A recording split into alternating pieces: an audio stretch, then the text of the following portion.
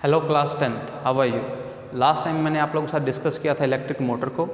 आज हम डिस्कस करेंगे एक शानदार कॉन्सेप्ट इलेक्ट्रोमैग्नेटिक इंडक्शन। ठीक है, इलेक्ट्रोमैग्नेटिक इंडक्शन को आप EMI भी बोलते हैं, इलेक्ट्रोमैग्नेटिक इंडक्शन। ठीक है, इलेक्ट्रोमैग्नेटिक इंडक्शन को स्टार्ट करने से पहले कुछ बातें जो आप जानते हैं उनको मैं एक बार रिवाइज करवा देता हूँ। अगर आपको पता है कि अगर एक कंडक्टर में से करंट पास करे तो इसके इर्द गिर्द क्या क्रिएट हो जाता है, एक मैग्नेटिक फील्ड क्रिएट हो जाता है। ठीक है कि नहीं बात आपको। मैग्नेटिक फील्ड कैसा होता है, सर्कुलर शेप का, और राइट हैंड थंब रूल से आप करंट की क्या निकाल सकते हो, डायरेक्शन निकाल सकते हो।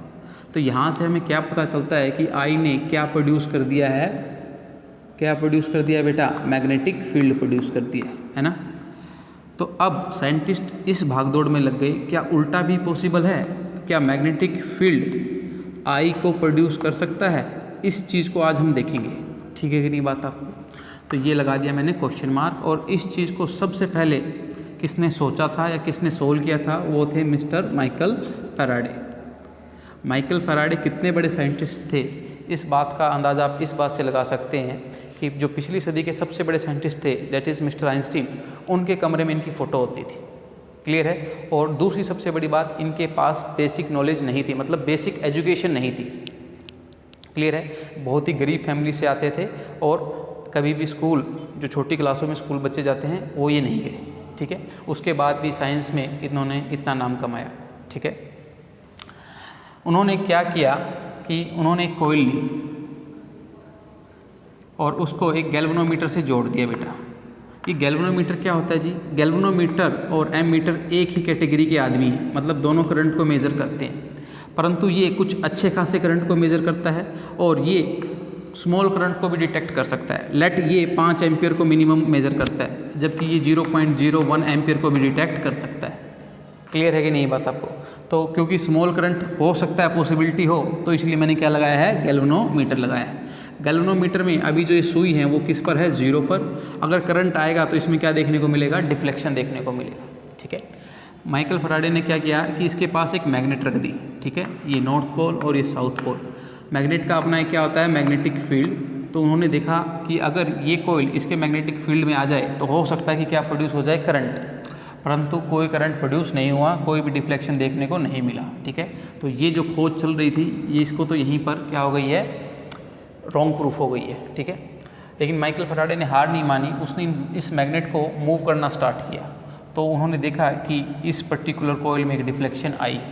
उन्होंने इस मैग्नेट को कोइल की तरफ क्या करना स्टार्ट किया, मूव करना स्टार्ट किया, तो गैल्वेनोमीटर में एक डिफ्लेक्शन देखने को मिली। ठीक है। तो उन्होंने इस बात को क्या तर्क दिया इस बात का कि ये डिफ्लेक्शन को आई, वो देखिए। उन्होंने बोला लेट इनिशियली इस कोइल की मैग्नेटिक फील्ड ऐसे है। क्लियर है बात आपको। और इस मैग्नेट की मैग्नेटिक फील्ड ऐसे है और लेट कोइल में से इनिशियली कितनी लाइन पास कर रही हैं, एक लाइन पास कर रही है। जैसे ही आप कोइल को पास लेके जाओगे तो ये वाली लाइन भी इससे पास कर जाएगी। ठीक है। तो मतलब कितनी लाइन पास कर गई, जब ये पास गई तो 2 पास कर गई। ठीक है।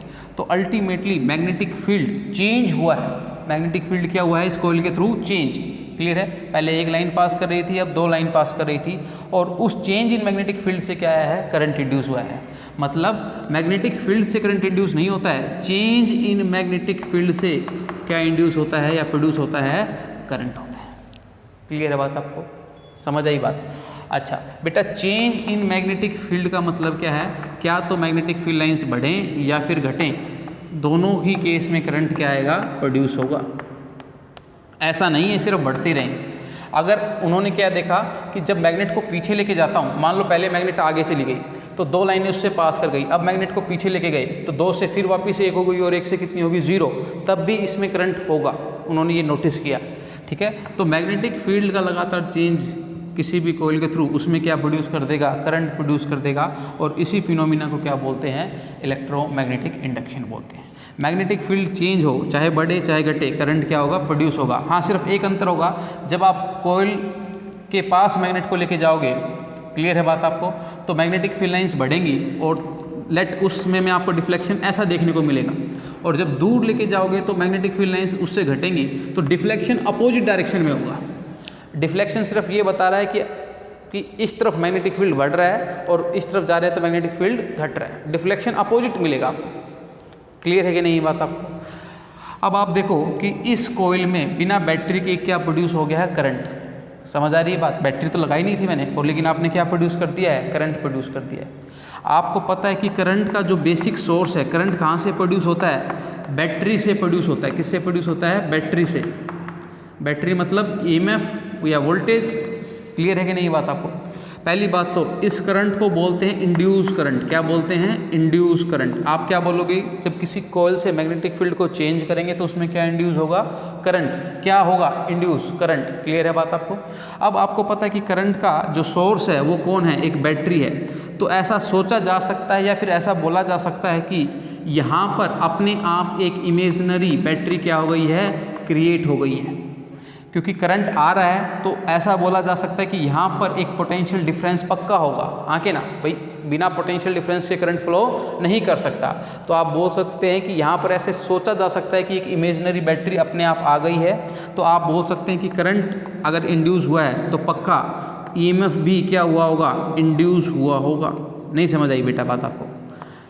ठीक है, आप ऐसे बोल सकते हैं कि जैसे ही मैग्नेटिक फील्ड इसके अंदर से बदलेगा तो इसमें क्या इंड्यूस होगा, करंट इंड्यूस होगा। और करंट इंड्यूस होगा मतलब करंट फ्लो करेगा तो पक्का दोनों सिरों के बीच में एक पोटेंशियल डिफरेंस भी आएगा। उसी पोटेंशियल डिफरेंस को क्या बोलते हैं, ईएमएफ इंड्यूस। क्लियर है बात आपको? हुई कि नहीं हुई बेटा बात? ठीक है, अब आप देखो, अगर इस ईएमएफ को आपको निकालना हो, ठीक है, इफ दिस कितना ईएमएफ इंड्यूस हुआ वो निकालना हो आपको, तो आपको पता है कि V = क्या होता है, IR। आई आप गैल्वेनोमीटर से मेजर कर लेना। क्लियर है कि नहीं बात आपको? आई इंड्यूस और R किसका लेंगे, कोयल का रेजिस्टेंस। क्लियर है कि नहीं बात? सिंपल, मैंने ओम्स लॉ लगाकर बात को ख़त्म कर दिया है। EMF induce will be equal to I induce into R। ठीक है, अब एक एक्सपेरिमेंट और देखते हैं जो कि फराडे साहब ने किया था, और वो यही बताता है कि चेंज इन मैग्नेटिक फील्ड की वजह से ही क्या होता है, करंट इंड्यूस होता है। ठीक है कि नहीं बात? देखो आप, उन्होंने एक कोयल ली और इस कोयल को एक बैटरी सोर्स से जोड़ दिया और यहाँ पर एक की लगा दी। ठीक है, और अभी सर्किट क्या है, ओपन है। यहाँ पर एक दूसरी कोयल ली और यहाँ पर इसको गैल्वेनोमीटर के साथ क्या कर दिया, अटैच कर दिया। ठीक है, जैसे ही आप इस की को क्लोज करते हो या सर्किट को कंप्लीट करते हो तो आप देखते हो कि यहाँ पर एक डिफ्लेक्शन देखने को आपको मिला। ठीक है, मैं लिख देता हूँ, की क्लोज, क्या देखने को मिला, डिफ्लेक्शन देखने को मिला। और तुरंत वो डिफ्लेक्शन वापस क्या हो गया, जीरो। मतलब जीरो से सुई इस तरफ आई और तुरंत वापस जीरो पर चली गई। ठीक है, ठीक है, सून आफ्टर डिफ्लेक्शन वापस कितना हो गया, जीरो हो गया। ठीक है, और अगर अब आप की को क्लोज रहने दो तो आप देखते हो कि ये सुई में डिफ्लेक्शन नहीं आता है। क्लियर है बात आपको? अगर की क्लोज रहे, की close for long time, deflection फिर भी कितना रहता है, ज़ीरो। ठीक है, जैसे ही आप इस की को हटाते हो, मतलब सर्किट को अनकम्प्लीट करते हो, तो आपको डिफ्लेक्शन फिर से देखने को मिलता है, परंतु अपोजिट डायरेक्शन में मिलता है। अगर की को ओपन करते हो तो फिर से डिफ्लेक्शन मिलेगा, बट इन अपोजिट डायरेक्शन। ऐसा क्या हो रहा है, समझिए इस बात को। देखिए बेटा, जब आप की को क्लोज करते हैं तो इनिशियली करंट बिल्डअप हो रहा है। कोई भी चीज़, मान लो इसमें से करंट 2 एम्पियर निकला, ऐसे बोलते हैं हम, लेट इसमें से करंट 2 एम्पियर निकला, तो क्या सीधा ही 2 निकल जाएगा? नहीं, वो इनिशियली बिल्डअप होगा, 0 से 0.1, फिर 0.5, लेट 0.7, फिर 1.7 और फिर 2 होगा। तो यहाँ पर देखो, इनिशियली करंट जब बिल्डअप होता है, आई जब इंक्रीज करता है इनिशियली, ठीक है कि नहीं बात आपको, तो आपको पता है कि बी मैग्नेटिक फील्ड भी, आई इंक्रीज करेगा तो मैग्नेटिक फील्ड भी क्या करेगा, इंक्रीज करेगा। क्लियर है बात आपको? आपको पता है ना, अगर मान लो एक बार मैं 2 एम्पियर करंट गुजारूँ इसमें से और एक बार गुजारूँ 10 एम्पियर, तो इस पॉइंट पर मैग्नेटिक फील्ड कब ज़्यादा होगा, जब करंट कितना हो, 10 एम्पियर होगा। तो इनिशियली आई इंक्रीज कर रहा है तो मैग्नेटिक फील्ड क्या कर रहा है, इंक्रीज कर रहा है। मैग्नेटिक फील्ड इंक्रीज कर रहा है तो इसमें से लाइनें लगातार बदलेंगी। लेट पहले 2 लाइनें जा रही थी और अब इसके करस्पॉन्डिंग 2 लाइनें जा रही थी, और लेट इसके करस्पॉन्डिंग कितनी जा रही हैं, 4 जा रही हैं। तो लगातार इसमें से मैग्नेटिक फील्ड क्या हो रहा है, चेंज हो रहा है, और इसमें क्या देखने को मिलेगा, डिफ्लेक्शन देखने को मिलेगा। लेट अब ये 2 पर आ गया, अब करंट हमेशा कितना रहेगा, 2 रहेगा। समझ आई बात आपको? अब कांस्टेंट करंट हो गया, आपको पता है कि करंट कांस्टेंट तो मैग्नेटिक फील्ड भी कांस्टेंट, और मैग्नेटिक फील्ड की वजह से करंट प्रोड्यूस नहीं होता है, चेंज इन मैग्नेटिक फील्ड की वजह से क्या होता है, करंट प्रोड्यूस। तो जब की क्लोज करोगे for the long time, deflection कितना होगा, 0 होगा, ठीक है। और जैसे ही इस की को हटाओगे, मतलब सर्किट को अनकम्प्लीट करोगे, समझ आई बात आपको। अब देखो सर्किट में से पहले सभी कॉइल में से करंट गुजर रहा था, अब जैसे ही आपने की को हटाया तो यहाँ से तो करंट बंद हो गया, लेकिन जो सर्किट में जो करंट था वो थोड़ी रुक जाएगा, वो तो पूरा सर्किट में बहेगा। तो होगा क्या, पहले तो चारों कॉइल में करंट था, फिर क्या होगा कि पीछे से करंट नहीं आ रहा परंतु आगे करंट है, तो इन तीनों में रह जाएगा, समझ आई बात, फिर इस 2 में और फिर एक लास्ट में और फिर 0। तो अल्टीमेटली अब करंट घट रहा है तो मैग्नेटिक फील्ड घट रहा होगा, तो इसके थ्रू भी मैग्नेटिक फील्ड लाइंस भी बदल रही होंगी, और मैग्नेटिक फील्ड लाइंस बदली, चेंज हुई, तो फिर क्या आएगा, डिफ्लेक्शन आएगा, लेकिन इस बार अपोजिट डायरेक्शन में आएगा। क्लियर है बात आपको। ये है कॉन्सेप्ट किसका, इलेक्ट्रोमैग्नेटिक इंडक्शन का। आपको सिंपल ये बात याद रखनी है कि अगर किसी भी कॉइल के थ्रू अगर आप मैग्नेटिक फील्ड को चेंज करेंगे तो उसमें क्या इंड्यूस होगा, एक करंट इंड्यूस होगा, या फिर आप ऐसे भी बोल सकते हैं कि उसके थ्रू क्या इंड्यूस होगा, एक ईएमएफ इंड्यूस होगा। क्लियर है कि नहीं ये बात आपको, ठीक है बेटा। और इसी फिनोमिना को क्या बोलते हैं, इलेक्ट्रोमैग्नेटिक इंडक्शन, ठीक है। अब इलेक्ट्रोमैग्नेटिक इंडक्शन में आप देखते हैं क्या है कि करंट की वजह से, मैग्नेटिक फील्ड की वजह से क्या इंड्यूस हुआ, करंट इंड्यूस हुआ, है ना। मैग्नेटिक फील्ड के चेंजिंग की वजह से क्या हुआ, आपका करंट इंड्यूस हुआ। इससे पहले भी देखा था आपने, आई की वजह से क्या प्रोड्यूस होता था, मैग्नेटिक फील्ड। तो यहाँ पर आप किस रूल का यूज़ करते थे, फ्लेमिंग लेफ्ट हैंड रूल का यूज़ करते थे, ठीक है, फ्लेमिंग लेफ्ट हैंड रूल का। यहाँ पर आप किसका यूज़ करेंगे, फ्लेमिंग राइट हैंड रूल का। क्लियर है बात आपको। फ्लेमिंग राइट हैंड रूल ये क्या बताएगा, ध्यान से देखो, ये तीनों फिंगर को आप इस तरीके से परपेंडिकुलरली अरेंज करो, और वही concept father mother child. Clear है बात आपको, फादर मदर चाइल्ड, ठीक है। अब आपको ये क्या बताएगा कि करंट इंड्यूस कैसे हुआ, मैग्नेटिक फील्ड के चेंज होने से करंट इंड्यूस कैसे हुआ, ये बताएगा। मैं एक एग्जांपल बता देता हूँ। मान लो, देखो ये एक कॉइल है, ठीक है, ये एक कॉइल है जो एक मैग्नेटिक फील्ड में रखी हुई है। लेट ये नॉर्थ पोल और ये क्या है, साउथ पोल। क्लियर है बात आपको। ये कॉइल है, जैसे हमने मोटर वाली कॉइल ली थी ना, वैसा ही कुछ सिनेरियो है। आपको पता है मैग्नेटिक फील्ड कैसे चलेगी, ऐसे चलेगी, ठीक है। अब आप खुद सोचो बेटा कि यहाँ पर ऐसे ये कॉइल रखी हुई है, अभी सारी मैग्नेटिक फील्ड इसके ऊपर से पास कर रही है, इसके थ्रू एक भी पास नहीं हो रही है, तो मैग्नेटिक फील्ड इनिशियली 0 है। लेट मैं बाहर से इसको रोटेट करना स्टार्ट कर दूँ, लेट थोड़ा सा ऐसे कर दूँ, तो कुछ लाइनें अब इसमें से पास करेंगी, मतलब मैग्नेटिक फील्ड क्या हुआ, चेंज हुआ। और मैग्नेटिक फील्ड चेंज हुआ, ठीक है, तो करंट क्या होगा, इंड्यूस होगा। अब थोड़ा सा और कर दो तो आपकी क्या होंगी, और लाइनें पास होंगी। क्लियर है कि नहीं बात आपको। तो और मैग्नेटिक फील्ड बढ़ेगा, चेंज होगा, और अल्टीमेटली आप कहेंगे करंट इंड्यूस और होगा। इस पोजीशन पे जब ये कॉइल आ जाएगी तो मैक्सिमम मैग्नेटिक फील्ड लाइंस इसके अंदर से क्या करेंगी, पास करेंगी। तो अब आप बोल सकते हो कि क्या इंड्यूस होगा, करंट मैक्सिमम। क्लियर है बात आपको।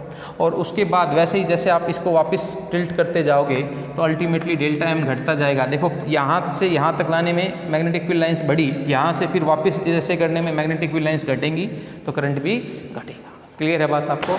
इसी प्रिंसिपल के ऊपर कौन काम करता है बेटा, जनरेटर काम करता है। आप फ्लेमिंग राइट हैंड रूल्स को क्या बताओगे, अगर राइट हैंड की तीनों उंगलियों को कुछ इस तरीके से रखा जाए, तो अगर ये फोर्स की डायरेक्शन में रखा जाए और ये उंगली किस डायरेक्शन में रखी जाए, मैग्नेटिक फील्ड की डायरेक्शन में, तो ये उंगली आपको किसकी डायरेक्शन देती है, करंट की डायरेक्शन देती है। ठीक है। If thumb is place in the direction of force and the four finger is place in the direction of magnetic field, then this middle finger give you direction of current. अभी देखो जरा ध्यान से, इस चीज़ को मैंने ऐसे घुमाया, मतलब इसके ऊपर बाहर की तरफ फोर्स और इसके ऊपर अंदर की तरफ फोर्स। समझो बात आप, इस चीज़ को ऐसे घुमाया ना मैंने, अभी आपको बताया कि ये चीज़ बाहर आ रही है और ये चीज़ अंदर जा रही है, तो मतलब इसके ऊपर बाहर की तरफ फोर्स और इसके ऊपर अंदर की तरफ फोर्स। तो इस कंडक्टर में करंट कैसे इंड्यूस होगा वो मैं आपको दिखाता हूँ। ठीक है, राइट हैंड थंब रूल से। देखो ज़रा ध्यान से, फोर्स बाहर की तरफ है, मैग्नेटिक फील्ड उस तरफ है, तो करंट कैसे इंड्यूस होगा इसमें, इस तरफ इंड्यूस होगा। इसमें देखो बेटा, इसमें फोर्स अंदर की तरफ है, मैग्नेटिक फील्ड उधर की तरफ है, तो आपका करंट कैसे इंड्यूस होगा, नीचे की तरफ इंड्यूस होगा। समझ आई बात आपको? This is called Fleming right hand thumb rule. ठीक है, इसी के साथ बेटा मैंने इस चैप्टर को कंक्लूड कर दिया है, क्योंकि जनरेटर अब आपके सिलेबस से हट चुका है। जनरेटर एंड इलेक्ट्रिक सर्किट आपके सिलेबस से हटा दी गई हैं। ठीक है, तो इस चैप्टर को रिवाइज कीजिए, इसके एनसीईआरटी एक्सरसाइज को सोल्व कीजिए, और कोई डाउट आए तो पूछिए। ठीक है, मिलते हैं नेक्स्ट टाइम एक नए चैप्टर के साथ। तब तक के लिए thank you and good bye.